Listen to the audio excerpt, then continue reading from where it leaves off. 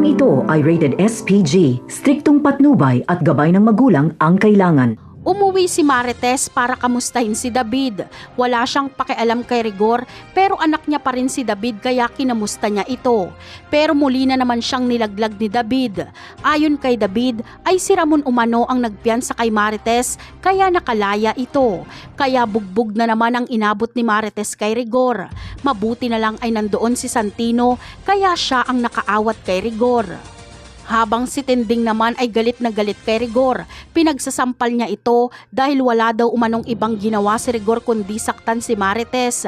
Talagang wala ng kwenta ang buhay ni Rigor at David, silang dalawa na lang ang magkakampi, lahat kalaban nila kahit ang mga tao sa labas. Kinagabihan ay nagparty-party sila Santino kasama ang kanyang grupo. Nakabenta kasi ng maraming red chaser si Kidlat pero ang bar na pinuntahan nila ay na-raid ng mga kapulisan.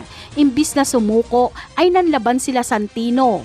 Delikado tuloy ang kanilang lagay dahil may ipit sila sa loob. Maililigtas naman ni Santino ang anak ni Vice Mayor Olivia Guerrero dahil may ipit ito sa putukan.